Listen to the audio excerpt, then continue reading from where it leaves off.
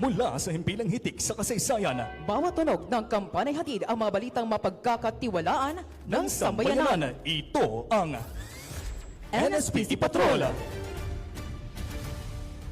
Isang mapagpalayang araw sa bayang Pilipino. Na imbag nga Malem, Ilocos Sur. Ako ang inyong kaagapay sa pagtanaw ng katotohanan, Rod Tumbiga. At ako naman ang inyong lingkod, Perly Gose. Hatid namin sa inyo ang mga balitang tapat sa oras na ito.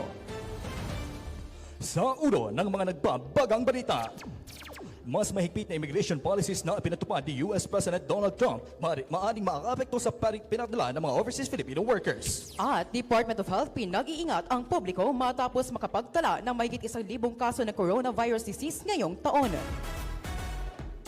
Perly, simulan natin ang balitaan. Kasunod ng mas pinahigpit na immigration policies na ipinatupad ni US President Donald Trump para sa mga OFWs, tila maaapektuhan ang paglago ng mga perang ipinapadala ng mga manggagawa alinsunod sa datos na naiulat ng Bangko Sentral ng Pilipinas na umabot sa 2.6% ang cash remittances na pumapasok sa bansa. Samantala, ipinahayag naman ni Union Bank of the Philippines Chief Economist Ruben Carlo O. Asuncion na inaasahang aabot sa 3% ang pagtaas ng remittances ngayong taon.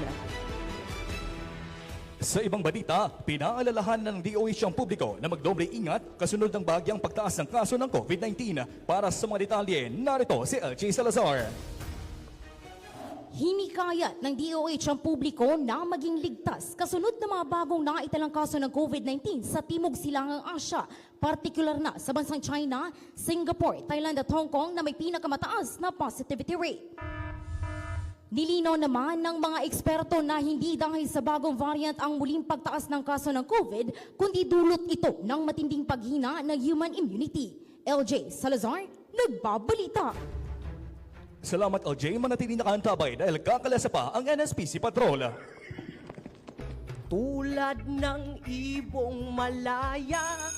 Nasaan ang kalayaan kong maging masaya kung parati akong nakararanas ng karahasan at pangungutya?